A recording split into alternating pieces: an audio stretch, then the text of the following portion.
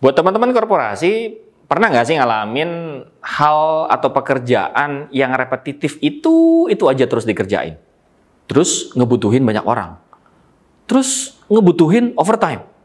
Orangnya banyak, perlu overtime, terus cost-nya berapa?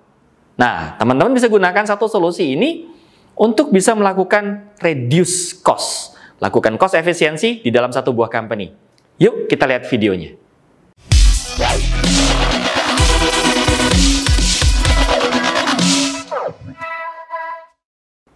Dulu, pada saat saya bekerja di satu buah perusahaan leasing, saya dan tim pernah melakukan reducing satu buah departemen.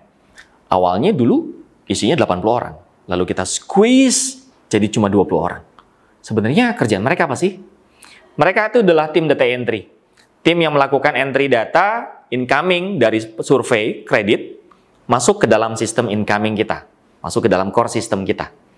Lalu, kenapa digantikan sama RPA? Nomor satu, ketika mereka bekerja, mereka butuh waktu lama untuk melakukan entry itu.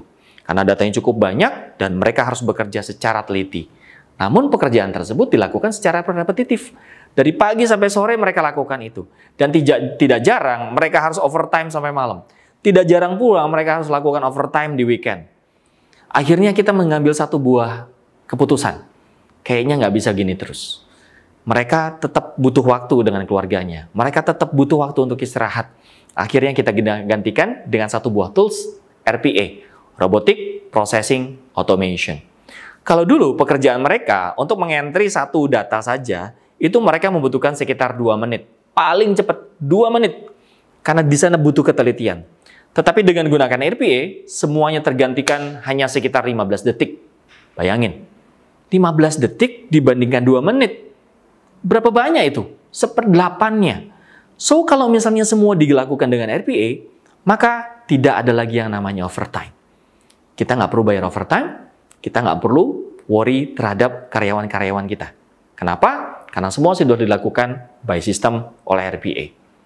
Bahkan, dengan gunakan RPA, mereka itu bisa bekerja lebih efisien. 20 orang yang disisain itu adalah mereka yang tugasnya lakukan verifikasi dari hasil kerjanya RPA. Lalu gimana dengan 60-nya? 60 orang tersebut, sisanya kita masukkan ke dalam tim yang fungsinya adalah untuk memberikan ide-ide kreatif, ide-ide inovasi dari semua tim yang ada di dalam satu buah korporasi. Karena itu sudah dipilih. Siapa yang kerja teliti, tugasnya lakukan verifikasi RPA. Siapa yang kerjanya lebih ada idenya, kreatif dan segala macam, kita tugaskan di tempat yang lain. Nah, RPA tidak hanya itu saja. RPA juga bisa melakukan proses kerja yang lain. Contohnya, teman-teman yang ada di finance. Teman-teman finance itu biasanya umumnya sering menerima dokumen invoice. Dokumen invoice dari vendor-vendor. Mereka biasanya kan punya format yang beda-beda. Lalu di-entry oleh orang accounting, oleh orang finance-nya. Di-entry untuk bisa dimasukkan ke dalam sistem yang lain. Untuk bisa dilakukan pembayaran dan yang lainnya. Nah, kalau misalnya itu sering terjadi, sebenarnya prosesnya kan repetitif tuh. Baca dokumen invoice, ngentry, masuk ke sistem. Baca dokumen invoice, ngentry, masuk ke sistem. Itu juga bisa digantikan oleh RPA. RPA bisa melakukan tracking semua informasi yang ada di dalam dokumen PDF. Di-tracking dia sama semua, di-entry langsung ke dalam sistem yang lain. Lebih efisien, lebih manfaat, dan lebih bermanfaat juga untuk satu buah korporasi. Jadi, buat teman-teman semua yang ingin melakukan efisiensi pekerjaan yang repetitif, yang sudah ada flow-nya, dan sudah jelas, teman-teman bisa gunakan RPA untuk efisiensi di dalam kerja. Yuk, kita pakai RPA, Robotic Processing Automation, untuk efisiensi kerja kita sehari-hari.